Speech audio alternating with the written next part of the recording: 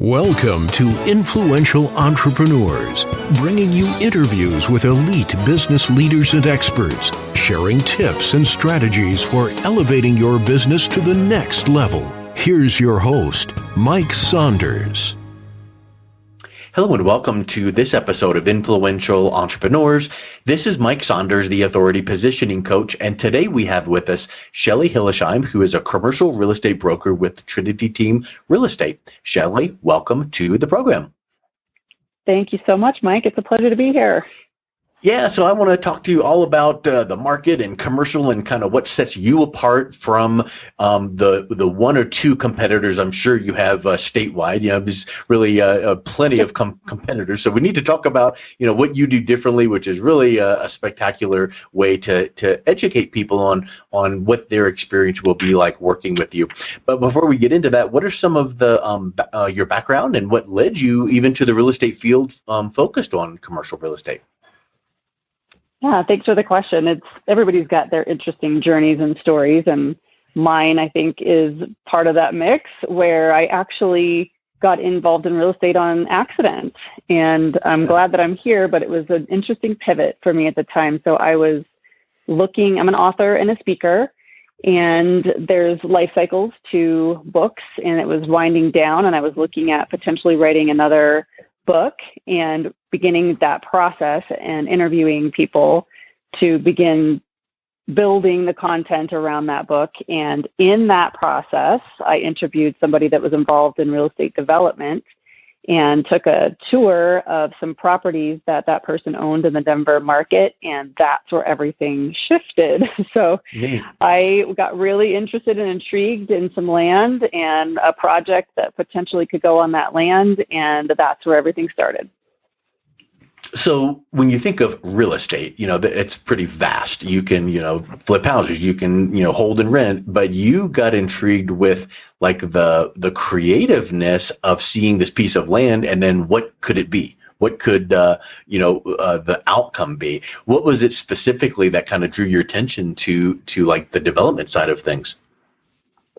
Well, it was just the possibilities, I believe, in the creative space like you were talking about, because I definitely have that side of myself, and I can't even really explain what happened at that time. It was just, I know exactly what needs to go here. I understood what was going on in that area and what development had happened, and there was kind of an opportunity for something that I thought could really bring a lot of value to that area.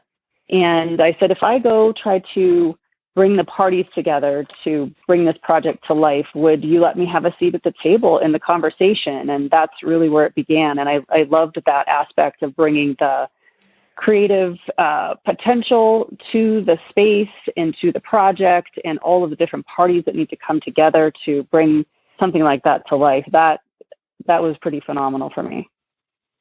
Yeah, and kind of like I love seeing a deal come together and all the intricacies, right, and everything that it involves that way.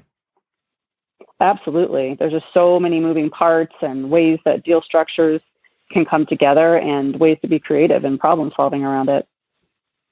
So is there specific, I know within the realm of, real estate, you've got residential, commercial, but within commercial, let's drill in a little bit deeper there. What are some of the different ways that you would work with clients?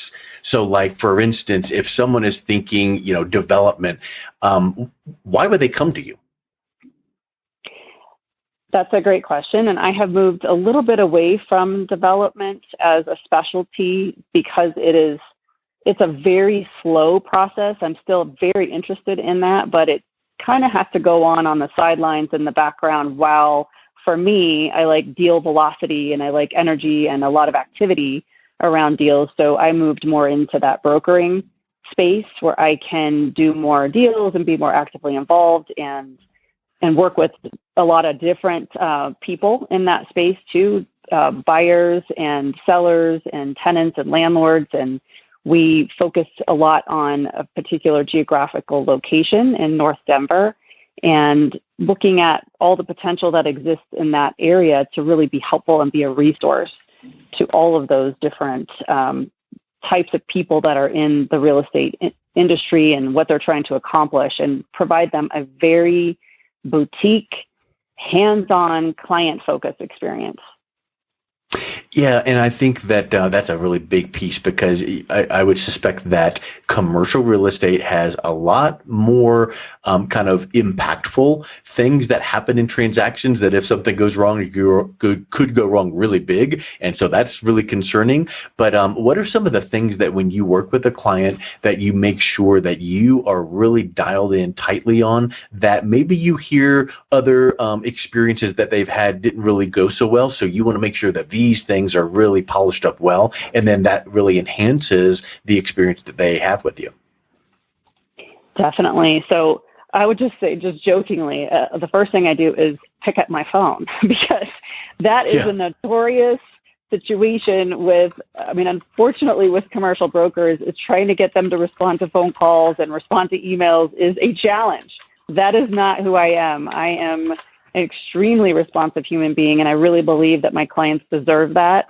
So that's just kind of jokingly aside, but I think that matters, and it matters how you show up for your clients and how you respect them and their time as well. And I've built a lot of systems and processes around how I negotiate through an entire transaction with my clients and what they're experiencing all along the way, so that they feel prioritized, they feel like they're getting the communication that they need, they're involved in all of the big discussions around negotiation and trying to find those creative solutions throughout the deal-making process. And I show up in that space in a really big way with my clients, and that's where I feel like the boutique experience for them really makes a difference. Yeah, you've said creative a couple times, and so that catches my attention, because I know that in real estate, way back in the days of creative financing and creative deal structures, is there room for creativity on the commercial side of things? Oh, absolutely. Every deal is so unique, and I think there's an opportunity to look at it in a vast number of ways. So that's where the creativity piece comes in, is understanding all of the options and opportunities and ways to get something done to get a deal across the finish line. Yeah. So let's kind of work up like on the fly here. Give me an example of a project or a transaction or a case study without mentioning names or specifics, but what's a good transaction and a good creative project look like?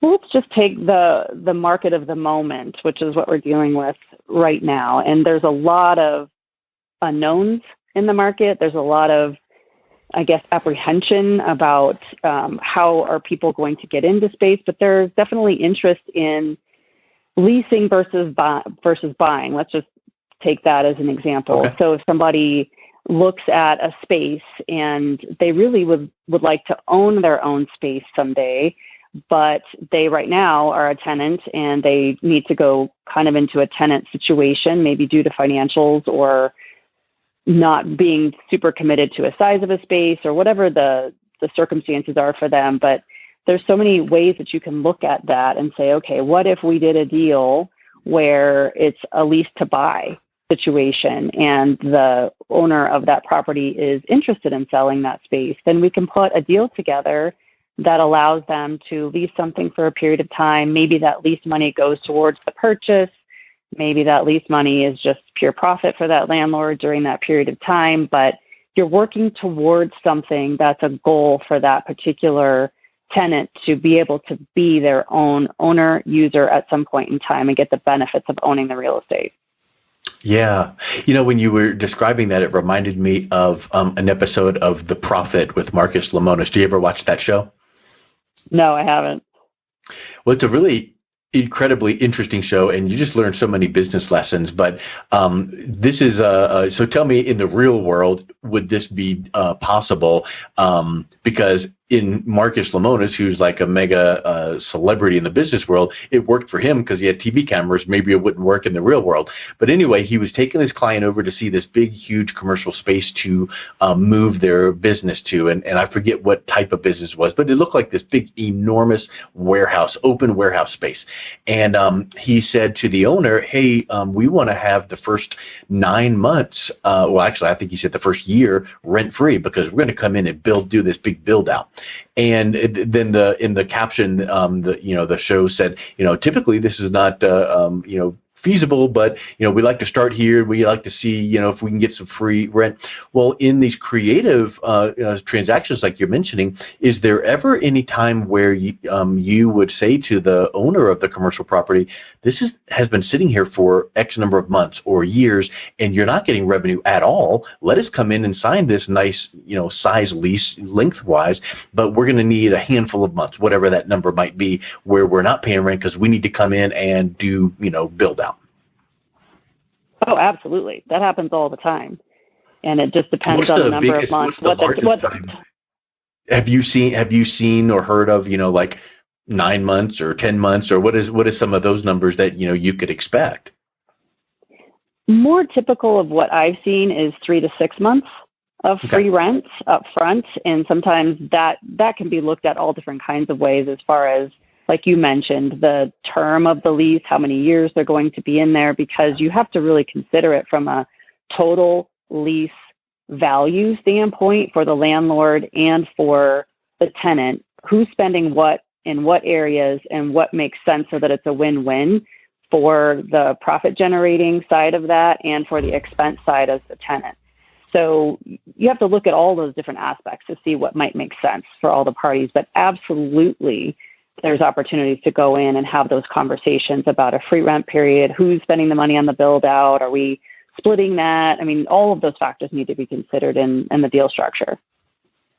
And obviously, you can't say we're willing to do a 2-year lease with the first 6 months free. You've got to look at it from both sides of the equation. It's got to be a win-win and probably another win stuck in there at some point. But you have to be fair, and you can't hear 3 to 6 months and think that's just now the baseline that everyone's going to get that. That's where someone like yourself comes in to say, okay, here's all the factors, and here's the things that we want to accomplish. What if we could structure it this, and what if we could ask for that? And that's where your experience comes in, and that's where I think that people hearing this should realize that trying to go it on your own, or work with an owner, or work with putting the deal together yourself may not yield the result that you are looking for, because you can bring your experience and even the team aspect of bringing a whole holistic approach to the transaction. Is that something that becomes then apparent to the end result? Oh, absolutely. All day long. Those are the things that we try to explain to people, and where there is a value add for working with an experienced broker that really does understand the nuances of deal structures and, the factors that matter to all the different parties, so that you can come in with clarity and understanding and hopefully get to that win-win like you were just talking about. So what would you say is one of the mistakes that if someone is considering their commercial transaction, however that might look, what are some of the mistakes that people typically make, and then what do you guide them to get through those and avoid the mistakes? Are you talking about if they come in and try to do it without a broker? Yeah. Well, actually, you know what? Why don't we try it with like this? And I'm just kind of shot in the dark. Let's say they try to work with a broker, and then they're trying to do things like in the background, or they're even working against what you would be trying to help them with. Because I would think that also could happen, right? Yeah. Yes, it definitely happens. So one of the things that we try to really explain in our processes when we begin the work with a new client is that setting expectations aspect, where everybody understands what everybody's role is in the transaction. And if we've done a great job of that, in the early stages of building that relationship with them, there's a lot of clarity around what is acceptable and what is not acceptable in the way that we're going to move through a transaction, because we are going to do everything in our power to make sure that we're leveraging every opportunity all throughout the process. If they're out there going renegade on some things and trying to do things under the radar, that's not going to serve the purpose, and it actually could hurt the way that the deal moves through the process. So we really do try to create expectations along those lines, so that everybody is really clear in how this and why, why it makes sense for them to work with us in that way and trust us through the process. I literally was about to say, it makes me think of the old saying, trust the process. And you just said pretty much the same thing. And it's kind of like, here's the deal. I've been through this 1,001 times. You haven't. Or you've been through it twice, or it's been 10 years since you've gone through this. Let me guide you through this. Here's what we need to do first. Here's the outcome. Here's some of the steps. Here's why we're going to go this direction. And so when you, as the broker, are guiding the client through this, now they're kind of feeling, okay, yeah, I see that. And then maybe that makes them, because so many people feel like, I just want to jump in and help. And they're honestly thinking they're trying to help, but it's like, no, we've kind of, crossed paths, or we jumped ahead too soon, and no harm done. We can fix it. But I think that becomes something where it's like, let's work together like a well-oiled machine.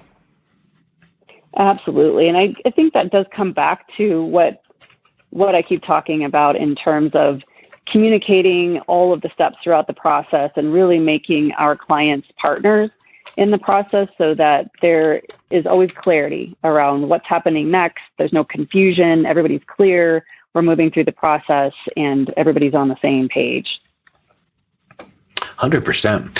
So let's wrap up with this. What would be one piece of advice that you would give someone when they're trying to think, okay, what's the next step? What is something that when you start to engage in a commercial real estate broker like yourself, that this will get you off of the right foot most all the time?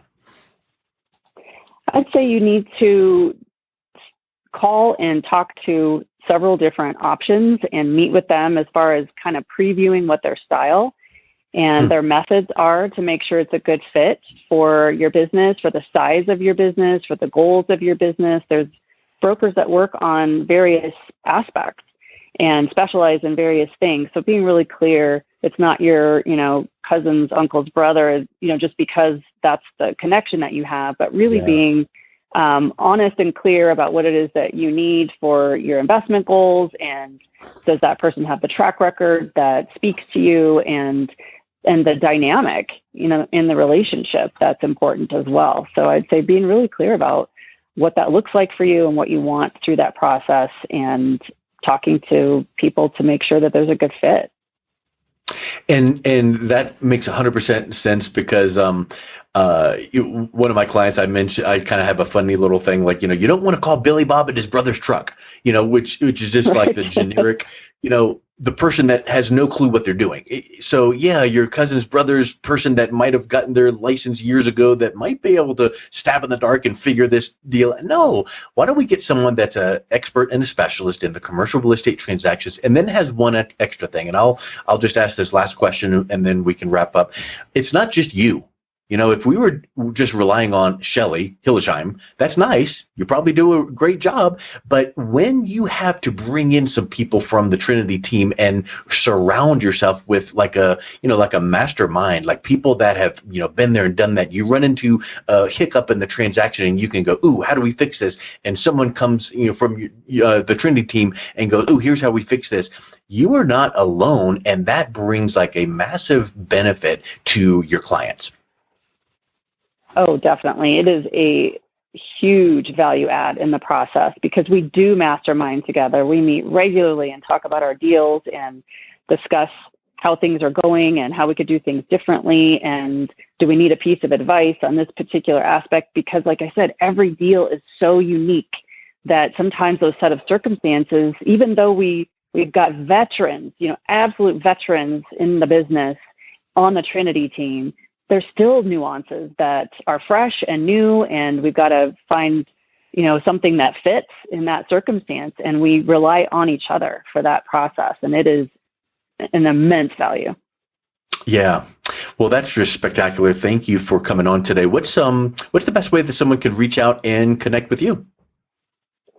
The very best way is my cell phone. I'll give it to you right here. It's 303-249-9940. Can call or text, and I'm a very responsive human being, so give me a shout.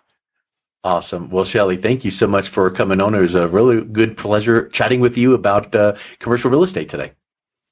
Thank you so much for the opportunity, Mike. I appreciate it. You've been listening to Influential Entrepreneurs with Mike Saunders. To learn more about the resources mentioned on today's show or listen to past episodes, visit www.influentialentrepreneursradio.com.